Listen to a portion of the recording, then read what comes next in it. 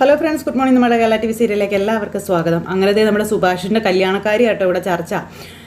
അങ്ങനെ സുഭാഷിൻ്റെ ജീവിതം മെച്ചപ്പെടുത്താൻ വേണ്ടി, അല്ലെങ്കിൽ ആ പെണ്ണുവീട്ടുകാർ പറഞ്ഞതുപോലെ സുഭാഷിനെ മാറ്റി താമസിപ്പിക്കുന്നതിനെ പറ്റിയുള്ള ചർച്ചയാണ് ഇവിടെ എല്ലാവരും. അപ്പോൾ സുഭാഷേട്ടൻ ഇവിടെ ഇല്ലെന്ന് ഓർത്ത് നീ വിഷമിക്കേണ്ട കാര്യമില്ലെന്നൊക്കെ പറഞ്ഞ് നികേഷിനെയാണ് ഏറ്റവും വിഷമം. അതുകൊണ്ട് നികേഷിനെ സമാധാനിപ്പിക്കുക സുധീഷ്. അപ്പോൾ സുഭാഷേട്ടൻ നമുക്ക് എന്നും പോയി കാണാമല്ലോ, കുഴപ്പമൊന്നുമില്ലല്ലോ, എന്നും സുഭാഷേട്ടൻ ഇവിടേക്ക് വരികയും ചെയ്യുമല്ലോ എന്നൊക്കെ പറഞ്ഞ്. പക്ഷെ സുഭാഷേട്ടൻ ഇവിടെ ഇല്ല എന്ന് വിചാരിച്ച് നീ വിഷമിക്കുകയൊന്നും വേണ്ട എന്നൊക്കെ സുധീഷ് പറഞ്ഞ് സമാധാനിപ്പിക്കുക. കോളേജ് കഴിഞ്ഞാൽ ജോലി കിട്ടി നീയും ബിസി ആകുമെന്നൊക്കെ പറഞ്ഞ് എല്ലാം നല്ലതിനാണെന്ന് കരുതാനൊക്കെ സുധീഷ് ഇങ്ങനെ പറഞ്ഞു കൊടുക്കുക നികേഷിന്. നമ്മളിത് പറയുന്നതൊക്കെ ശരി, പക്ഷേ സുഭാഷേട്ടനത് സമ്മതിക്കുമോ എന്ന് നിധി ഇവരോട് ചോദിക്കുമ്പം സമ്മതിക്കില്ല എന്നുള്ളത് 100% ഉറപ്പല്ലേ എന്ന് സുധീഷ് പറഞ്ഞു. അപ്പോൾ നമ്മൾ എന്ത് ചെയ്യുമെന്ന് നിധി ചോദിച്ചു. അപ്പോൾ സമ്മതിപ്പിക്കണമെന്ന് സുധീഷ് പറയാം, അല്ലാതെ മറ്റൊരു വഴിയില്ല എന്ന്. അല്ലെങ്കിൽ പിന്നെ നമ്മൾ സുഭാഷേട്ടൻ അറിയാതെ ചെയ്യണമെന്ന് പറഞ്ഞു. അറിയാതെയോ? അറിയാതെ എത്ര നാളിത് നമ്മൾ ഒളിച്ചു വെക്കുമെന്ന് ചോദിച്ചു. ഇതെന്താ ചെറിയ കാര്യമാണെന്നാണ് വിചാരിച്ചിരിക്കുന്നതെന്ന് ചോദിച്ചു നിധി. അപ്പം നമുക്ക് എല്ലാവർക്കും കൂടി ചേർന്ന് സുഭാഷേട്ടനെ ഒന്നുകൂടെ നിർബന്ധിച്ചാലോ എന്ന് ചോദിച്ചപ്പം സമ്മതിച്ചില്ലെങ്കിലോ എന്ന് ചോദിച്ചു നിധി. കല്യാണം കഴിയുന്നത് വരെ ഇത് പുറത്തറിയാതെ നോക്കണം, നമുക്ക് പെൺവീട്ടുകാരോട് പറഞ്ഞാലോ എന്ന് സുധീഷ് ചോദിച്ചു. അതൊക്കെ പ്രശ്നമാകുമെന്ന് നിധി. ഇയാളുടെ നോണ പരിപാടി ഇതിലേക്ക് ഇറക്കരുത് കേട്ടോ എന്ന് ഹരീഷ് പറഞ്ഞു. സുഭാഷേട്ടൻ്റെ ജീവിതം ഒരു നോണ വെച്ചുണ്ടാക്കി എടുക്കണ്ട എന്ന് പറഞ്ഞു. അപ്പോഴേക്കും നികേഷിൽ നിന്ന് ഭയങ്കര കരച്ചില. എങ്ങനെ സുഭാഷേട്ടനോട് ഇത് പറയുമെന്ന് എനിക്കറിയില്ല എന്നൊക്കെ ഹരീഷ് ഇങ്ങനെ അവിടെ നിന്ന് പറയുന്നുമുണ്ട്. പക്ഷേ എങ്ങനെയെങ്കിലും ഇത് നടത്തിയെടുക്കണമെന്നാണ് എൻ്റെ പക്ഷം എന്നും സുധീഷിനോട് ഹരീഷ് പറയുക. അപ്പോഴേക്കും നികേഷിനെ സഹിക്കാൻ മേലാതെ അങ്ങ് ഓടിപ്പോയപ്പോൾ നികേഷ് എന്ന് പറഞ്ഞ് നിധി പിന്നാലെ പോയപ്പോൾ നിധി താൻ പോവണ്ടെന്ന് പറഞ്ഞു. ഞാൻ പോയി അവൻ എൻ്റെ സങ്കടം കരഞ്ഞ് തീർക്കട്ടെ എന്ന് പറഞ്ഞു. അങ്ങനെ ഇവർ അവിടെ ഇരിക്കുന്നു ഈ സമയത്ത്. പക്ഷേ നിധി അങ്ങനെ മാറി നിൽക്കാൻ പറ്റാത്തതുകൊണ്ട് നികേഷിൻ്റെ അടുത്തേക്ക് ചെന്നു. നികേഷ് എന്ന് പറഞ്ഞ് വിളിച്ചു. നികേഷ് ഭയങ്കര കരച്ചിൽ. നീ ഇങ്ങനെ സങ്കടപ്പെടലേടാന്നും പറഞ്ഞുകൊണ്ട് നമ്മുടെ നിധി എന്നിട്ട് അകത്തേക്ക് കയറി വരും കേട്ടോ. അതിപ്പോൾ നികേഷ് അകത്തേക്ക് കയറി വന്നു.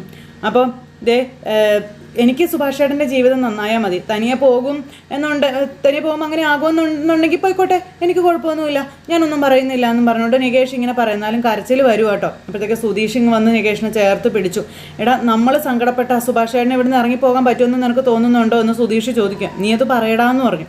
അപ്പോൾ കരയല്ലേടാ എന്നും പറഞ്ഞുകൊണ്ട് ചേട്ടന്മാരെ അനിയനെ സമാധാനിപ്പിക്കുക. ശരി, ഞാൻ കരയണില്ല, ഞാൻ കരച്ചിൽ നിർത്തി, സുഭാഷേട്ടൻ പൊക്കോട്ടെ, എന്നാൽ പിന്നെ നമ്മുടെ കണ്ടീഷൻ ഓക്കെ ആണെന്ന് അവരെ ഫോണിൽ വിളിച്ച് അറിയിച്ചോട്ടെ എന്ന് ഹരീഷ് പറയാം. അപ്പോൾ അറിയിച്ചോളാൻ പറഞ്ഞു. പിന്നെ നാളെ തൊട്ട് ഇവിടുത്തെ കാരണവർ സുധീഷേട്ടനല്ലേ, അപ്പോൾ സുധീഷേട്ടനോട് പറഞ്ഞ് എല്ലാം അറിഞ്ഞ് വേണം എല്ലാം ചെയ്യാമെന്ന് പറഞ്ഞു. അപ്പോൾ ഹരീഷ് പറഞ്ഞതാ ശരി, വിളിക്കേണ്ടത് സുധീഷ് തന്നെയാണെന്നും സുധീഷിനെ കൊണ്ട് വിളിപ്പിക്കാനും ഹരീഷ് പറഞ്ഞായിരുന്നു. അപ്പം നിധിയും പറഞ്ഞു അത് തന്നെയാണ് ശരി, അങ്ങനെ ചെയ്യാൻ പറഞ്ഞു. അങ്ങനെ സുധീഷിനെ കൊണ്ട് ഇവർ വിളിപ്പിക്കാൻ നോക്കുക കേട്ടോ. സുധീഷിനൊരു മടി. സുധീഷേട്ടൻ തന്നെ വിളിക്കുമെന്നും പറഞ്ഞ് നിർബന്ധിച്ച് നികേഷും പറഞ്ഞു. അപ്പോൾ സുധീഷ് വിളിക്കാൻ തയ്യാറായി. പെണ്ണിൻ്റെ അച്ഛനെ വിളിക്കുക. ഹലോ, ഞാൻ സുധീഷാണെന്ന് പറഞ്ഞാൽ എനിക്ക് മനസ്സിലായി എന്നാൽ ചേട്ടൻ പറഞ്ഞു, കാര്യം പറഞ്ഞോളാൻ പറഞ്ഞു. അപ്പോൾ അത് ഞങ്ങളെല്ലാവരും കൂടി അതിനെപ്പറ്റി ആലോചിച്ചായിരുന്നേ. പിന്നെ നിങ്ങൾ പറഞ്ഞ ഒരു കണ്ടീഷന് ഞങ്ങൾക്ക് സമ്മതമാണ്, ഞങ്ങൾക്ക് കുഴപ്പമൊന്നുമില്ല എന്ന് പറഞ്ഞു. അപ്പോൾ സന്തോഷം. അപ്പം ഞങ്ങളൊന്ന് ആലോചിച്ചിട്ട് ഒരു നല്ല ദിവസം നോക്കി എന്നാൽ അങ്ങോട്ട് വരുന്നതെന്ന് ഞങ്ങൾ അറിയിക്കാം, എന്താ ഓക്കെ അത് പോരേന്ന് ചോദിച്ചു. അപ്പോൾ ശരി മതിയെന്ന് പറഞ്ഞു. ഫോൺ അങ്ങ് കട്ട് ചെയ്തു. അപ്പം സുനന്ദയുടെ കല്യാണത്തിന് മുന്നേ സുഭാഷേട്ടൻ്റെ കല്യാണം നടത്തണമെന്ന് ഹരീഷ് പറയും. അപ്പം അങ്ങനെയുള്ള പിടിവാശിയൊന്നും വേണ്ട, ഇത് കല്യാണക്കാരുമല്ലേ, ആലോചിച്ച് സാവകാശം നടത്തിയാൽ മതിയെന്ന് നിധി പറയുമ്പോൾ പോരാ, എനിക്കതൊരു വാശിയാണ്, സുനന്ദയുടെ കല്യാണത്തിന് മുമ്പ് തന്നെ സുഭാഷേട്ടൻ്റെ കല്യാണം നടക്കണമെന്ന് ഹരീഷ് നിർബന്ധം പറഞ്ഞു. നീ അത് വിട് ഹരീഷേ, പെണ്ണും ചെക്കനും റെഡി, പിന്നെ അവരുടെ കണ്ടീഷന് നമ്മളും റെഡി, പിന്നെ ഇനിയിപ്പോൾ അത് എപ്പോൾ വേണമെങ്കിലും നടക്കുമല്ലോ, പിന്നെന്താ, ഇതിപ്പോൾ നേരത്തെ ആണെങ്കിൽ നേരത്തെ, അത് നടക്കുകയാണെങ്കിൽ നടക്കട്ടെ, നീ ഇങ്ങനെ ടെൻഷൻ അടിക്കാതെ എന്ന് പറഞ്ഞ് സുധീഷ് ഇങ്ങനെ ഇരിക്കുക. അത് കഴിഞ്ഞപ്പോഴത്തേക്ക് അച്ഛൻ ശത്രുവാരും ഇത്രവാരും എന്നുള്ള പാട്ടൊക്കെ പാടിക്കൊണ്ട് വീട്ടിലേക്ക് വരും കേട്ടോ. മക്കളെടുത്ത തീരുമാനമൊന്നും അച്ഛൻ അറിയുന്നില്ല. അതിനുശേഷം അദ്ദേഹം പാട്ടൊക്കെ പാടി ഇങ്ങനെ അവിടെ വന്നിരിക്കുമ്പോൾ നിധി അച്ഛനുള്ള ചായ ആയിട്ട് അങ്ങോട്ടേക്ക് വന്നു. അപ്പോൾ ചായ മേടിച്ചു. അപ്പോൾ നിധി ഇങ്ങനെ അച്ഛനെ തന്നെ നോക്കി നിൽക്കുന്നു. അച്ഛനോട് ചോദിച്ചു, ഈ വീട്ടിൽ എന്തൊക്കെയാണ് നടക്കുന്നതെന്ന് അച്ഛൻ അറിയുന്നുണ്ടോ എന്ന് ചോദിച്ചു. അന്നേരം എന്തൊക്കെയോ നടക്കുന്നു, ആരൊക്കെയോ ജീവിക്കുന്നു, അങ്ങനെ മതിയോ അച്ഛാന്ന് നിധി ചോദിച്ചു. എന്താ നടക്കുന്നതെന്ന് അന്വേഷിച്ച് അച്ഛൻ അതിൽ ഇടപെട്ട് സംസാരിക്കുകയൊക്കെ വേണ്ടേന്ന് ചോദിച്ചു. അന്നേരം അത് കേട്ടപ്പോൾ ഇടപെടുകയെ ഞാനേ ഈ കുടുംബത്തിലെ കാര്യം ഇങ്ങനെ ഒരുത്തൻ ജീവിച്ചിരിക്കുന്ന ഉണ്ട് എന്ന് കണക്കാക്കാത്തവരെ എവിടെയുള്ളവർ, അവരോട് ഞാൻ സംസാരിക്കാനോ, നല്ല കാര്യമായി എന്നും പറഞ്ഞ് അച്ഛൻ ഇങ്ങനെ ഇരിക്കുമ്പോൾ നമ്മുടെ നിധി പറഞ്ഞു, ബ്രോക്കറോട് വരാൻ പറഞ്ഞത് അച്ഛനായിരുന്നില്ലേ എന്ന് ചോദിച്ചു. ഞാൻ ആ കുട്ടിയെ പോയി കണ്ടായിരുന്നു, അച്ഛന് നേരത്തെ ആ കുട്ടിയെ കണ്ടിട്ടുള്ളതല്ലേ എന്ന് ചോദിക്കുമ്പം അവൻ പോയി വട ഉണ്ടാക്കാൻ പോയതല്ലേ, പെണ്ണ് കാണാൻ പോയാൽ അത് കണ്ടിട്ട് തിരിച്ചു വരണം, അല്ലാണ്ട് അടുക്കള കയറി ഉണ്ടാക്കാൻ നിൽക്കരുത് എന്നൊക്കെ പറഞ്ഞുകൊണ്ട് ഇങ്ങനെ അച്ഛൻ നിധിയോട് പറയുമ്പോൾ ആ കുട്ടിക്ക് സുഭാഷേട്ടൻ്റെ ഇന്നസെൻസാണ് ഇഷ്ടമായതെന്ന് പറഞ്ഞു. ഓ അങ്ങനെയൊക്കെ ഉണ്ടായോ? അങ്ങനെയും ആൾക്കാരൊക്കെ ഉണ്ടോ? അപ്പോൾ അവർക്ക് പ്രശ്നം സുഭാഷേട്ടനല്ല, ഈ വീടാണെന്ന കാര്യം നിധി പറഞ്ഞു. വീടോ?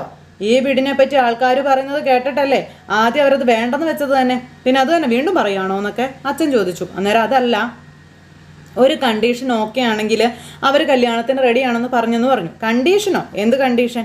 അത് പിന്നെ അച്ഛാ, സുഭാഷേട്ടൻ തനിയെ വീടെടുത്ത് വേറെ താമസിക്കണമെന്നാണ് പറഞ്ഞതെന്ന് പറയുമ്പോഴേക്കും എന്ന് പറഞ്ഞ അച്ഛൻ ഒരു നെടുവീർപ്പങ്ങ് ഇട്ടു കേട്ടോ. ബാക്കിയുള്ളവരും അങ്ങനെ ചെയ്തോട്ടെ എന്നുള്ള അഭിപ്രായത്തിലാണ് ഇപ്പം നിൽക്കുന്നതെന്നും അച്ഛൻ എന്ത് തോന്നുന്നു എന്ന് നിധി ചോദിച്ചു. അപ്പം എനിക്കതിനെപ്പറ്റി എന്ത് തോന്നാനാ, ഒന്നും പ്രത്യേകിച്ച് തോന്നുന്നില്ല എന്ന് പറഞ്ഞു. ആദ്യം സുഭാഷിന് എന്ത് തോന്നുന്നു എന്ന് നിങ്ങൾ ചോദിക്കുക, അവൻ അനിയന്മാരെ വിട്ട് പോകുമോ ഇല്ലയോ എന്ന് ആദ്യം അറിയട്ടെ എന്ന് പറയുമ്പം സുഭാഷേട്ടനോട് ഇത് പറഞ്ഞിട്ടില്ല എന്നും പിന്നെ പക്ഷെ എങ്ങനെയെങ്കിലും ഈ കല്യാണം നടക്കണം എന്ന് എല്ലാവരും ആഗ്രഹിക്കുന്നതെന്നും നിധി അച്ഛനോട് പറയുക. അത് കേട്ടപ്പോൾ മോളെ, നീ ഈ വീട്ടിൽ കഴിയുന്നത് തന്നെ വലിയ കാര്യമാണ്. ഈ ലക്ഷണം കെട്ട വീട്ടിൽ വേറൊരു കുട്ടി വന്ന് ജീവിക്കാൻ തയ്യാറാവില്ല എന്ന് പറഞ്ഞാൽ നമ്മളിപ്പോൾ അതിനകത്ത് എന്ത് പറയാനാണെന്ന് അച്ഛൻ ചോദിച്ചു. പോട്ടെ, എങ്ങനെയാണെന്ന് വെച്ചാൽ നടക്കട്ടെ, സുഭാഷ് മാറി താമസിക്കട്ടെ, അതാ നല്ലതെന്ന് വെച്ചാൽ നടക്കുക. ഈ നരകത്തിൽ നിന്ന് അവനെങ്കിലും രക്ഷപ്പെടട്ടെ, എവിടെയെങ്കിലും പോയി സന്തോഷമായിട്ട് ജീവിക്കട്ടെ. അങ്ങനെ ഓരോരുത്തരും എങ്ങോട്ടെങ്കിലൊക്കെ പോയി എങ്ങനെയെങ്കിലൊക്കെ ജീവിക്കട്ടെ. ഞാൻ പോകരുതെന്ന് പറഞ്ഞാൽ പിന്നെ അതാവും കുറ്റമെന്ന് പറഞ്ഞു. എല്ലാവരും പോയ അച്ഛൻ എന്ത് ചെയ്യുമെന്ന് ചോദിച്ചു നിധി. അപ്പോൾ അച്ഛൻ ഇങ്ങനെ നിധിയെ നോക്കിയിട്ടോ. നിധിയാണ് അച്ഛനോട് ആ ഒരു ചോദ്യം ചോദിച്ചത്. അപ്പോൾ ഒന്ന് ചിരിച്ചു അദ്ദേഹം. നികേഷിൻ്റെ കല്യാണം കഴിഞ്ഞ് അവനും ഈ വീട് വിട്ടു പോയാൽ അച്ഛൻ തനിച്ചാവത്തില്ലേ എന്ന് നിധി അന്നേരം ചോദിച്ചു. അച്ഛൻ ഇങ്ങനെ നോക്കുക. ഒറ്റയ്ക്ക് ഈ വീട്ടിലെ വയസ്സാം കാലത്ത് കഴിയാനാണ് അച്ഛൻ വിചാരിച്ചേക്കുന്നതെന്നും നിധി ചോദിക്കാട്ടോ. അത് കേട്ടപ്പോഴും ഇങ്ങനെ നിധിയെ തന്നെ നോക്കിയിരുന്നു ഒന്ന് ചിരിച്ചു. എന്ന് പറഞ്ഞൊരു നെടുവീർപ്പൊക്കെ ഇട്ട് അവിടെ നിന്ന് അദ്ദേഹം എഴുന്നേറ്റ് പോയി. ഭാസ്കരന് ഈ നാട്ടിലൊരു പേരുണ്ടല്ലോ മോളെ. ഭാസ്കരൻ ആദ്യം ഒരു പെണ്ണ് കെട്ടി, പിന്നെ വേറൊരു പെണ്ണിനെ കൂട്ടിക്കൊണ്ട് വന്നു. ആ പേര് ഞാൻ ഒന്നുകൂടെ ഉറപ്പിക്കും, ഒരു പെണ്ണിനെ കൂടി അങ്ങ് കെട്ടും. എന്താ, എൻ്റെ മക്കൾക്ക് പെണ്ണ് കിട്ടാതെ വന്നാലും എനിക്ക് കിട്ടും. എന്താ, എത്ര ഓവർ ആവരുത് കേട്ടോ അച്ഛാ, ചോദിക്കാൻ വന്ന് എന്നെ പറഞ്ഞാൽ മതിയല്ലോ എന്ന് പറഞ്ഞുകൊണ്ട് നിധി അങ്ങകത്തേക്ക് കയറിപ്പോയി. നിധി അങ്ങ് പോയപ്പോൾ ബന്ധുവാര് ശത്രുവാരെന്നുള്ള പാട്ടും പാടി പിന്നെ അവിടെ ഇരിക്കുക. അതൊക്കെ കഴിഞ്ഞ് പിന്നെ കാണിക്കുന്ന എല്ലാവരും ഇങ്ങനെ കൂട്ടം കൂടിയിരിക്കുന്നു. നമ്മുടെ സുഭാഷ് അങ്ങോട്ടേക്ക് വന്നു. അന്നേരം സുഭാഷ് വന്നപ്പോൾ ഹരീഷിനോട് ചോദിച്ചു, നീ എന്താണ് ഇന്ന് വർക്ക്ഷോപ്പിൽ പോകുന്നില്ലേ, നിനക്കൊന്നും ജോലിയില്ലേ എന്നൊക്കെ ചോദിച്ചിങ്ങനെ അനിയന്മാരോട് ഓരോ ചോദിക്കുക. അപ്പോൾ എൻ്റെ ജോലിയൊക്കെ കഴിഞ്ഞു എന്ന് സുധീഷ് പറഞ്ഞു. അല്ല, നീയും വർക്ക്ഷോപ്പൊക്കെ വിട്ടോ? അയ്യോ, കാര്യമായിട്ട് പണിയൊന്നും ഇല്ലായിരുന്നു, ഇങ്ങനെ ഇരിക്കുമായിരുന്നു എന്നൊക്കെ പറഞ്ഞിങ്ങനെ ഓക്കെ. അപ്പോൾ എടാ, നിനക്ക് ഇഷ്ടമുള്ള ചീസ് ബിസ്ക്കറ്റ് എന്ന് പറഞ്ഞ് നികേഷിന് ബിസ്ക്കറ്റ് കൊണ്ടേ കൊടുത്തു. അപ്പോൾ സുഭാഷ് ഇട്ടാ എന്ന് പറഞ്ഞ് ഇങ്ങനെ സുധീഷ് വിളിക്കുക കേട്ടോ. ഒരു മിനിറ്റ് ഒന്ന് വരാമോ എന്ന് ചോദിച്ചു. എന്താടാന്ന് ചോദിച്ചു. ഇവിടെ വന്നിരിക്കാൻ പറഞ്ഞു. അങ്ങനെ സുഭാഷിനെ അവിടെ കൊണ്ടുവന്നിരുത്തി. നിധി പറയാൻ പറഞ്ഞു. ഞാനോ? സുധീഷ് പറഞ്ഞാൽ മതി എന്ന് പറഞ്ഞു. നിധി അവതരിപ്പിച്ചോന്നേ, ബാക്കി ഞങ്ങളുണ്ടെന്നേ എന്ന് സുധീഷ് നിധിയോട് പറഞ്ഞു. നിധി അയ്യോ എന്ന് പറഞ്ഞ് ഇങ്ങനെ നിൽക്കുക. എടാ നീ പറഞ്ഞേ, സുധീഷേട്ടൻ തന്നെ അങ്ങ് പറയാൻ ഹരീഷ് അന്നേരം പറഞ്ഞു. അത് പിന്നെ വേറെ ഒന്നുമല്ല സുഭാഷേട്ടാ, നമ്മൾ മുമ്പ് ഒരു പെൺകുട്ടിയെ കാണാൻ പോയത് ഓർക്കുന്നില്ലേ, ആ പെൺകുട്ടിയുടെ വീട്ടിൽ നിന്ന് വന്നായിരുന്നു എന്ന് പറഞ്ഞു. അതേതാ എന്ന് പറഞ്ഞിട്ട് ഇങ്ങനെ ഇരിക്കാം അവിടെ സുഭാഷ്. അവരിങ്ങോട്ട് വന്നു, ഇങ്ങനൊരു എന്തിന് ഇങ്ങനൊരു നുണ പറഞ്ഞേ എന്ന് പറഞ്ഞുകൊണ്ട് ഹരീഷ് ഇങ്ങനെ പറയപ്പോൾ നികേഷും നിധിയൊക്കെ അന്തം വിട്ട് സുധീഷിനെ നോക്കുക. അല്ല, ഇങ്ങോട്ട് വന്നോ? അതെ, ഇങ്ങോട്ട് വന്നിരുന്നോന്നേ. സുഭാഷ് അന്നേരം ഇവരെ എല്ലാവരെയും മാറി മാറി നോക്കും, നേരാണോന്ന്. അപ്പം ആന്ന് പറയാൻ പറഞ്ഞു. സുധീഷ് അവിടെ നിന്ന് ആംഗ്യം കാണിക്കുക. അപ്പം നിധി ഇങ്ങനെ ചിരിച്ചു വന്നു സുഭാഷിനെ നോക്കി. ഹരീഷ് എല്ലാവരും ഇങ്ങനെ അന്തം വിട്ട് നിൽക്കുക. ഓർമ്മയില്ലേ സുഭാഷേട്ടൻ പരിപ്പോടെ ഉണ്ടാക്കാൻ പഠിപ്പിച്ച കുട്ടി, നല്ല കുടുംബാ, അവർ ഇങ്ങോട്ട് തേടി വന്നേ എന്ന് പറഞ്ഞു സുധീഷ്. സുഭാഷേട്ടൻ ഇഷ്ടപ്പെട്ടൊരു കുട്ടിയായിരുന്നില്ലേ അത്? ചേട്ടാ, അത് നമുക്കൊന്ന് ആലോചിച്ചാലോ? എടാ, അത് ആ കുട്ടിയെ നമ്മൾ പോയി കണ്ടിട്ട് 2-3 മാസം കഴിഞ്ഞതല്ലേ എടാ, അന്നുണ്ടായ കാര്യമൊക്കെ നിനക്ക് ഓർമ്മയുള്ളതല്ലേ? അവർ വീട്ടിൽ വന്നിട്ട് ഈ ബന്ധം വേണ്ടാന്ന് പറഞ്ഞിട്ട് പോയതല്ലേടാ എന്ന് ചോദിച്ചു. അതിനുശേഷം ഒരുപാട് ആലോചനകളൊക്കെ വന്നിട്ടുണ്ടെങ്കിലോ സുഭാഷേട്ടാ, ആരും സുഭാഷേട്ടൻ്റെ ലെവലിൽ എത്തി കാണത്തില്ല എന്ന് നികേഷ് അന്നേരം പറയാം കേട്ടോ.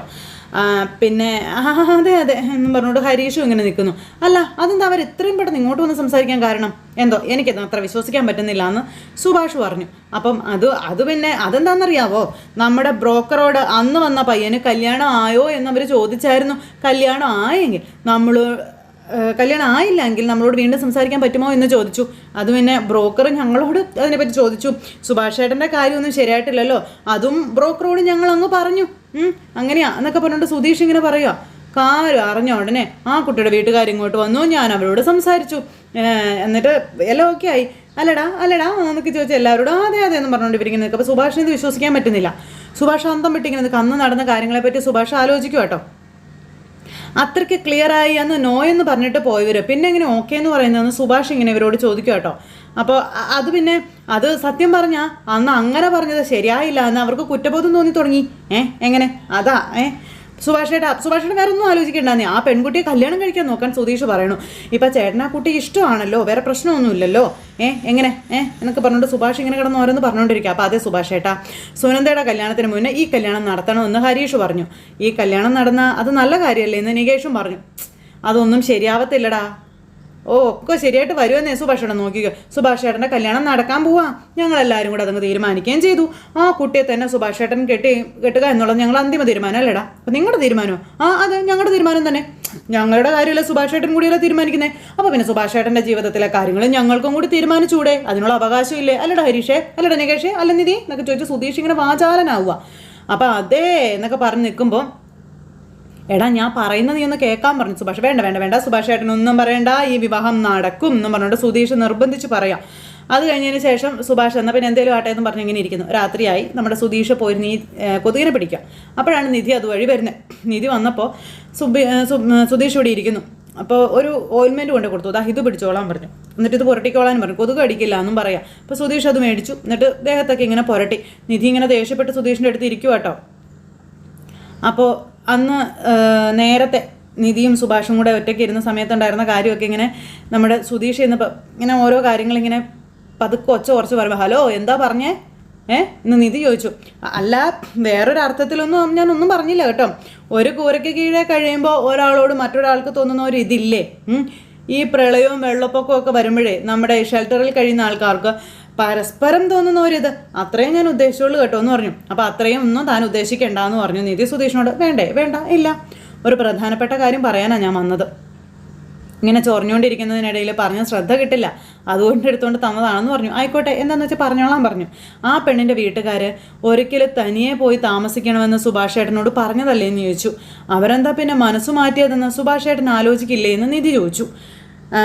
പിന്നെന്തിനാ ഈ വീട് അവർക്ക് ഓക്കെ ആണെന്നുള്ള മട്ടിൽ അവരോട് സുഭാഷേട്ടനോട് പറഞ്ഞെന്ന് ചോദിക്കുമ്പോൾ എടോ ഇന്നും അവർ ആ കണ്ടീഷൻ തന്നെയാണ് വെച്ചിരിക്കുന്നതെന്ന് സുഭാഷേട്ടനോട് പറഞ്ഞാൽ അവർ സമ്മതിക്കുമോ?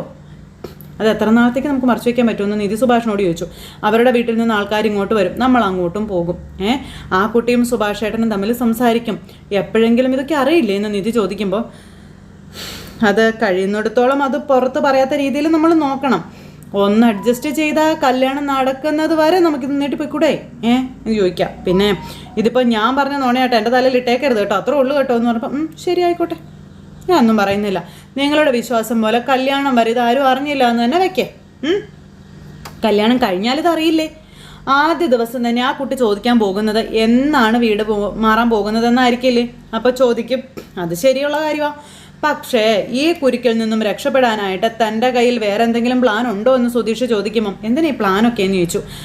സത്യം ആദ്യം തന്നെ പറഞ്ഞാലോ എന്ന് ഞാൻ ആലോചിക്കുന്നത് എന്ന് നിധി പറയുമ്പം അവിടെയാണ് നിങ്ങൾക്കൊക്കെ തെറ്റിയത്. നിധി, കല്യാണത്തിന് ശേഷമാണ് സുഭാഷേട്ടൻ ഈ കാര്യം അറിയുന്നതെങ്കിൽ അത് അംഗീകരിക്കുകയല്ലാതെ സുഭാഷേട്ടന് വേറെ വഴിയൊന്നും ഉണ്ടാവത്തില്ല.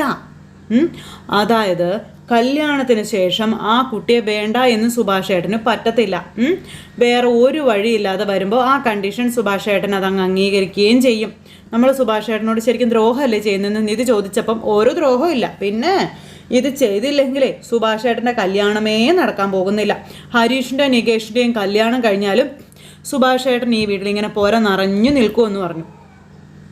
ചില സത്യങ്ങൾ മറച്ചു വെച്ചാലേ കല്യാണം നടക്കൂ എന്നുണ്ടെങ്കിൽ അതങ്ങനെ നടക്കട്ടേടോ. അല്ല സുധീഷ് നുണയനാണെന്നൊക്കെ നിങ്ങൾ പറയുമായിരിക്കും, പക്ഷേ ചില സത്യങ്ങൾ തൽക്കാലത്തേക്ക് മൂടി വയ്ക്കുന്നതല്ല നുണ. മനസ്സിലായോ എന്ന് സുധീഷ് നിധിയോട് ചോദിക്കുക. പിന്നെ ഇനിയിപ്പോൾ നല്ലൊരു കാര്യം നടക്കണം, ചില നുണകൾ പറയുന്നതിൽ വലിയ തെറ്റൊന്നും ഇല്ല എന്നും പറഞ്ഞു എന്നാണ് എൻ്റെ ഒരു പക്ഷം കേട്ടോ. അത് പക്ഷെ ഇവിടെ ആർക്കും മനസ്സിലാകുന്നില്ല എന്നുള്ളതാണ് കാര്യം. എൻ്റെ പൊന്നോ, ഇനി ആ തള്ളു കേൾക്കാൻ എനിക്ക് വയ്യ, ഞാൻ പോകുക, എന്നെ വിട്ടേക്കാൻ പറഞ്ഞ് നിധി അകത്തേക്ക് കയറിപ്പോയി. സുധീഷ് ഇങ്ങനെ അവിടെ ഇരിക്കുന്നു. പിന്നെ സുഭാഷ് അടുക്കളയിൽ ഇങ്ങനെ ആലോചിച്ച് ഇങ്ങനെ നിൽക്കുന്നിടത്തും കാണിച്ചുകൊണ്ട് ഇന്നത്തെ കഥ അവസാനിച്ചു. അപ്പോൾ എല്ലാവരും കാത്തിരുന്ന് കാണണം കേട്ടോ. എല്ലാവർക്കും നല്ലൊരു ദിവസം ആശംസിക്കുകയാണെങ്കിൽ ടാറ്റാ.